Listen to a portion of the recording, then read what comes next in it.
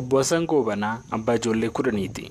Jiraataan godina Baalee aanaa Dalloo Mannaa lafa hektaara 1 qaban irratti boqqolloo dabalatee midhaan kan facaafatanis roobni irraa waan dhaabbateef abdiin oomishan argadhaa isaanii milkii malee hafaa jira. Sooma bultii 8 jammarre roobi nu roobe. Achi durallee lafa kana kun naannoo arsiisan arrooba dura bonaan facaase.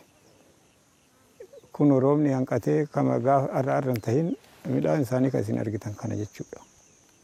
Hagin inni ta'u amma ji'a tokkoo fi ji'uma tokko guutuu haga qaamuun nu qabatte. Roobni waan takka. Yeroon kun yeroo ganna walakkaati jechuudha.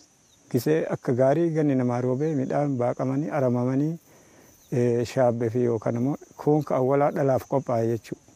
Obbo Hassan mootummaan ammas deeggarsaan nu dhaqqabu malee dhiibbaan hongee kun jabaataa dhufeera jedhu.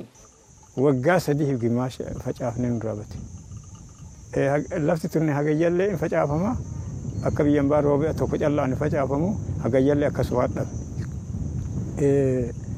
Yeroo jaha jechuudha hagayyoo itti dabalan. Yeroo jahaa fi waggaa 3 ka jennu kana waggaa 4 guutii walii dabalan.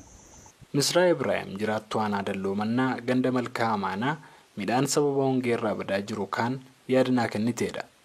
Amma waan arguddate nagarree roobii bakka malee irraa dhaabate midhaan baqilaa kana adoo roobii karraa dhaabatu ta'uu baatte yoona midhaan kun ga'umsarra jiran.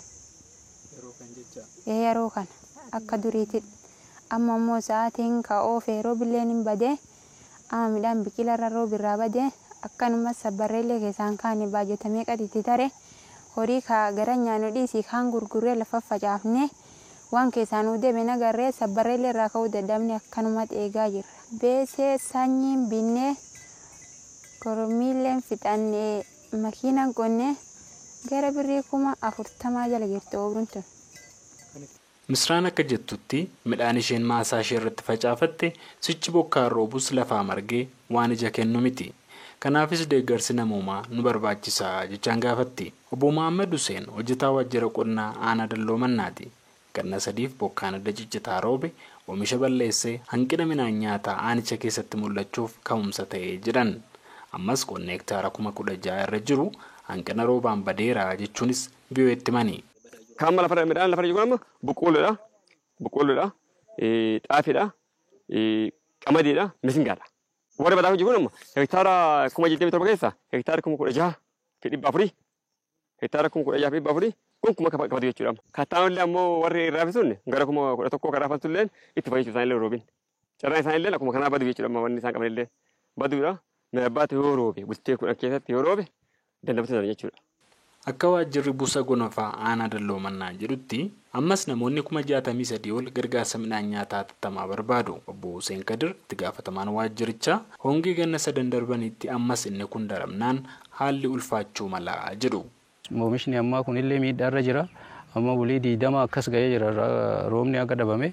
Kana jechuun immoo akkuma reeffama oorruu irratti argaa turre kana midhaan gogiinsa jalqabee jira. Kana booda roobullee gatii hin qabu jechaadha.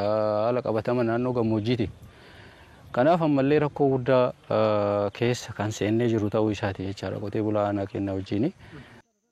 Obbo Aliyyi Muhammad itti gaafatamaa waajjira qonnaa godina Baaleeti. Ammas gandootni godinichaa irra caalaan bokkaan irraa cituu dubbatan.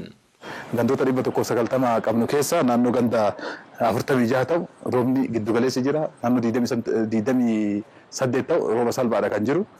Aanaa afur irratti roobni tootaalii roobuu hin dandeenye jechaadha. Isa qofa miti ganda 116 irra kan roobin ta'uu isaati jechaadha. Inni kun maal agarsiisa? Ammas oomishni lafarraa qabnu sun gaaffii keessa jiraachuu isaati kan agarsiisu. Eegariif kana furuuf jedhu Obbo Aliyyiin mootummaan feederaalaa fi kan naannoo Oromiyaa Baalee Dalloo Mannaa dabalatee aanutii hedduutti hojii jallisii adda addaatti jira jechuun dubbatanii jiru.